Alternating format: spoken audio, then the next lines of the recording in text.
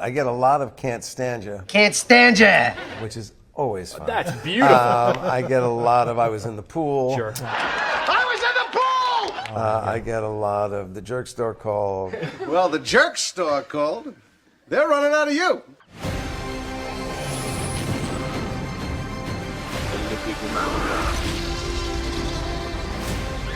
Where we're going, we don't need roads. Gentlemen, it's an honor. Thank you for taking the time. Thanks, man. Jason, I'm going to start with you. You have such a great history on stage, long before you were ever on Seinfeld. So I want to talk about when you were doing Neil Simon, when you were doing Sondheim, what were some of the most important lessons you learned on stage early in your career that actually became applicable in front of a camera? Well, I think what the theater teaches you more than anything else is there are no solo acts. One of the things I did in New York was a thing called Jerome Robbins Broadway, and there would be 60 of us on stage every night. And at any given moment, somebody would have the spotlight, and some of those spotlighted moments went on to win Tony Awards. However, if the guy 2 from the end in the 4th row back behind me doesn't show up and do his job, there's nothing I can do in that spotlight that's going to keep the illusion alive. You are dependent on the people you work with. And if you're not sort of playing a really good game of whatever you want to call it, basketball, tossing the ball back and forth, it doesn't work. It just won't work. So that was certainly true of going into something like Seinfeld, where, you know, I think when that show was not a hit, we were still playing that game. The 4 of us, and then hopefully everybody that came in and supported us, had that same sense of it's all of us or it's none of us, and that is firmly rooted in the theater. I love that. You know, for most of us, if we tell a joke and one person laughs, like, it's a good day. Like, if I tell a joke in the newsroom and 4 people laugh, I'm like riding on a high. You guys are in a situation with working in the theater where you tell a joke and it lands, you're hearing the laughter of 200 people or 300 people, 400. Most of us will never know what that feels like. So this is a strange question, but I would love to know, what does that feel like to land a joke and hear that kind of laughter? I mean, it feels good when it hits, and it sucks when it doesn't. You know, there are those moments. You know, it's always a thrill to like find the funny in something, and it's really interesting the science of it. I mean, if you're in a certain space where you can hit a joke and it hits one side of the audience, and sometimes there's a delay where it'll roll out to someone else. It'll be so interesting when we move into the space to see how jokes land. When I was doing a show at the Delacorte, which is an open air theater in New York, which is 1,500 seats, it's really wide. The proscenium is like 80 feet wide, and so you really have to like. You're like a sprinkler with the joke. You gotta really gotta like, come back. You know, so the science of it is always a fun thing to play with. It'll be very, very interesting to see how this show hits in this space. I think there's going to be some good that comes of it. I think we're going to learn a lot on that first audience. We're going to learn quite a bit of how to handle this show. I can't imagine it happen very often, but to your point, what happens whenever it doesn't land? Where do you go? Because I feel like that's almost a testament of a great actor. That's when I look at Dan and I go, Yeah. I messed it up. I usually blame him. Yeah. No, you know, it's really interesting. The comedian Dennis Miller once made an observation that has always stayed with me. He said, you know, it's a sense of humor. It's not a science.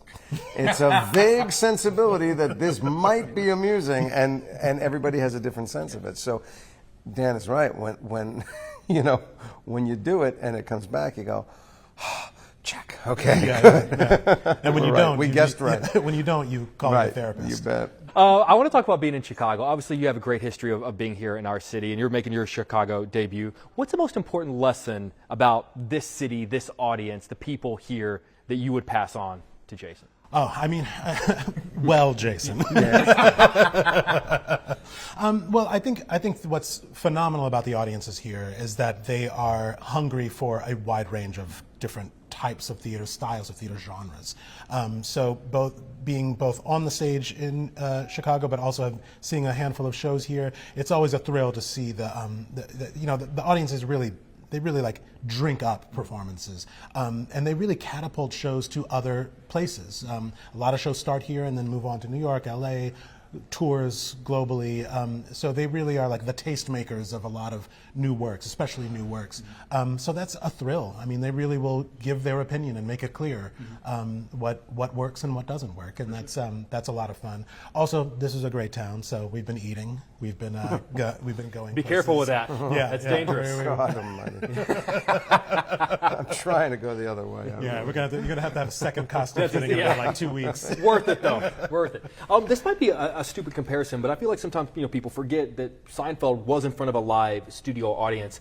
Is there a common thread between live theater and whenever you guys were on set? Because you were performing for people that were there. Yeah, it was the greatest. It wasn't the first thing I did in television, but it was the most comfortable thing I did in television because you rehearse like a play. We would rehearse for 3 or 4 days, then shoot it, and the material would get refined over those days. And then when we got to the shooting, because of the live audience, we had 4 cameras. We were not concerned about, are we in the shot? Did we hit the mark? The marks were, they're critical on a film set. They were very secondary on our set. It was more about playing to a live audience. The trick was that the front row of that live audience was about 30 feet back, which was something I had never experienced before. So I had to learn how to get a performance to them without making it too much for the cameras. And if I played to the cameras, it didn't get to them. But you figure it out very quickly. But but the theater training, it would have been a very sort of surreal experience had there not been a lot of training for the theater and experience in the theater. But it sounds like the theme of correct me if I'm wrong. There's an expression of like playing to the back row doesn't become the case with it because you're almost playing to the front row. So what a camera gives you is it just moves the back row very much to the front. Sure. So, if you're in the Chicago Shakespeare Theater and you have to play surprise, you have to go, otherwise it doesn't get to the back row. With the camera, you just go, and it does fine, And if you do the big one, the camera goes, what are you doing? Like, he's What are you, I've always been curious. There's a great story of different actors who've talked about how fans have reacted to them because of characters they played. Anthony Hopkins told a great story that following Silence of the Lambs, that he could just feel people treating him differently because of Hannibal Lecter. With this character, obviously, a little morally bankrupt, I think how he's described off the top. And with Aaron Burr, like it's a character who we're not, by the end of the story, we don't love him. And I'm just sort of curious if you guys, when you play different characters, if you can feel people talking to you differently or fans treating you differently based on how they've seen you. Yes, I mean, I think Aaron Burr is a great example. It's like there's, people, there was, I think there was one point where somebody's like, I just don't like you. You should not have shot that man. Because it was you that did it. Yeah, it's like, I did the thing, That's such a funny thing, but that also is a bit of a compliment to, your performance. It's like, okay, I was able to sort of dive into this role and convince people that I was this person. Hopefully that doesn't carry on too long, like Anthony Hopkins or like Lawrence Fishburne and What's Love Got to Do with It, where they just couldn't stand him as a result. Hopefully I don't go that far in that realm. But that's it's a backhanded compliment, I guess you could say. And your audience reaction, I guess, like post Shrek versus post Hamilton, just had to be wildly different. Yes, significantly different from. You get lots of scratches behind the ears. Yeah. I mean, I was doing one performance as the donkey where I fall down downstage and somebody was like, donkey. I'm like, what is that? And I'm like just laying down like donkey. I'm like, oh my god! I turn around, it's like a grown woman. Oh, like, I thought it was gonna be a kid. No, that's what I thought so too. And she's like petting my costume. I was like, oh my god, I'm at the zoo. But where's that line between this is really sweet and like, okay, you need to back off? Yeah, please stop touching please me, stop. lady. Yeah, I never thought an actor would have to tell someone to stop petting them. Yes. Right? These two characters have such an important relationship to each other, and they rely on each other, I would imagine, in a lot of ways. I'm sort of curious, as an actor, what do you need most from the person standing next to you on stage? What's most important to you? It goes back to what I was saying about ensemble and what Dan and I clicked very quickly. I will compliment the rest of our cast to say they all came with this spirit, and that was, I try to come into rehearsals going, okay, I've made some choices, but I've made some choices that I think are going to be interesting for you to play with. And it feels like that's what everybody else did too. It's like, yeah, I have to do this, but I've read the play and I know what you have to do. So how can I set you up? How can I feed you? How can I support you? In doing that, in giving those gifts to your fellow actors, they are able to give a better gift back to you. So it just raises everybody's game. But coming at the read-through, I went, oh, I'm in such good hands. I'm in such good hands. I doubted it more about his overall skill level. Sure, But, you know, sure. it's As well fine. as you should. I can admire it, I just can't do it. What happens, and by no means am I asking you to name names, but like, what happens when you sit down with someone and you go, oh, this is not working, this is not, has that ever happened to you? I mean, that's happened over time, and I would say sometimes it's a question of like sort of the match for the role, but I think ultimately it's if there's no curiosity in playing something. And I think what we have here is like there's a deep curiosity in like leaning into the funny, the heartfelt, just like mining a joke in a way. So that's very comforting. But sometimes when it doesn't go well, it's when somebody just doesn't feel engaged. In the role or in their relationship to the other people on stage, but we have that in troves here. We're pretty lucky that for sure. Everybody here loves to dive in, find the funny, make it good. I love that. If you'll indulge me a few nerdy questions, if you don't mind, just because this summer is the 35th anniversary of the first episode of Seinfeld. Is it really? July 5th, 1989? That would imply I'm 35 years old. Which is Yes, look at How amazing. did that happen? It's amazing. I'm just sort of curious what you remember from, wasn't it, it was the Seinfeld Chronicles at that yeah. time? I'm sort of curious what stands out to you most about that first episode. Well, first of all, it was enormously fun from the get-go. I was always having a good time. I remember a conversation with Jerry at the rap party, where we were pondering, would this thing work? And I said, no. And he said, you don't think it's good? I said, no, I do think it's really good. That's the problem. I think it's a show, like, for a guy like me. I was 30 years old, and I said, I'm a 30-year-old guy. I live in a big city. I did it. I said, those guys, we don't watch TV. We watch sports, but we don't watch sitcoms. If I'm the audience, I don't know who's going to watch this thing.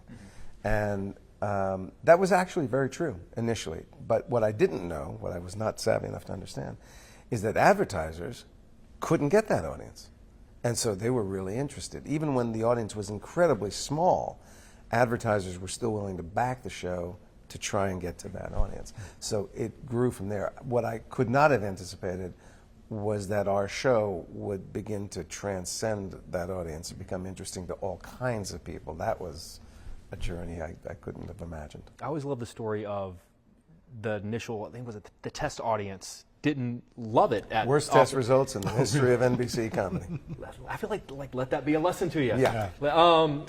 Everyone has, I'd imagine, everyone comes to you with their favorite episode or their favorite line or their favorite moment. I'm sort of curious, what is your opinion on the most underrated Seinfeld episode, where you're a little surprised more people Jake, you're don't? making the assumption that I can remember.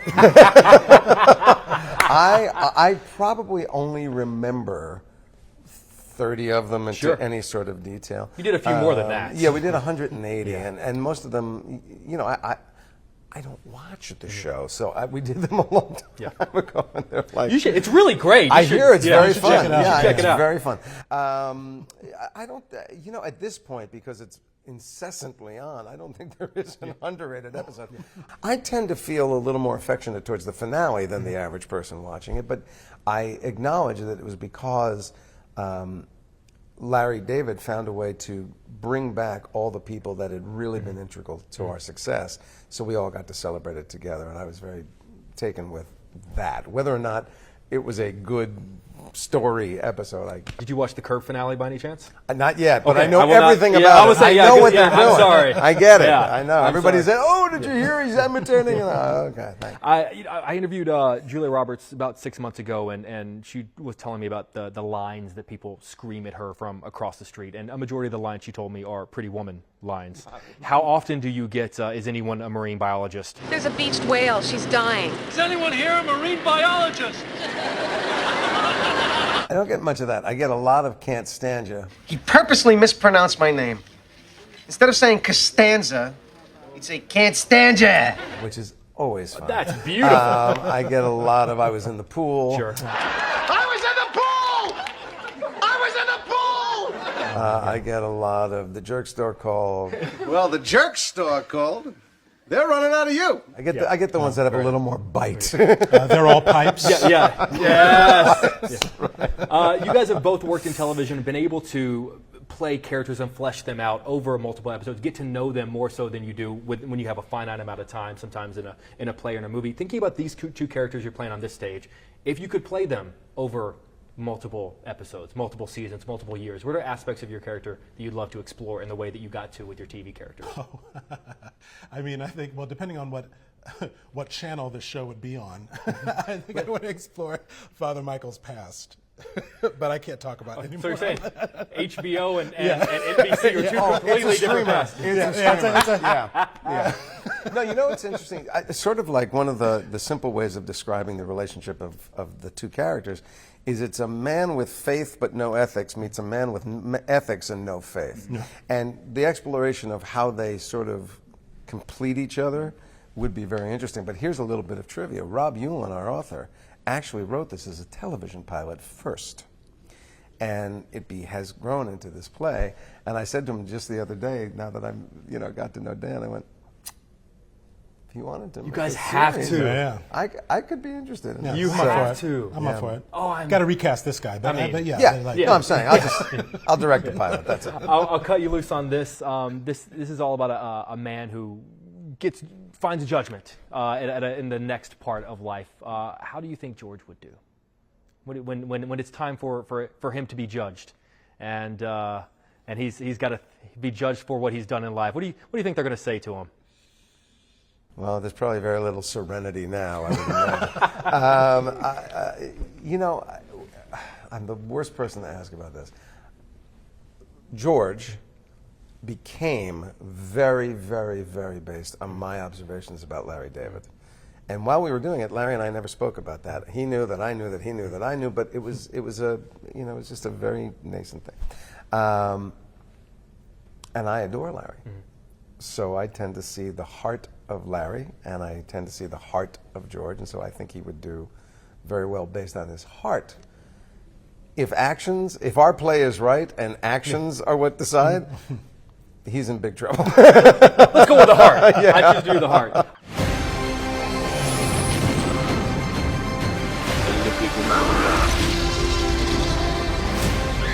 Where we're going, we don't need roads.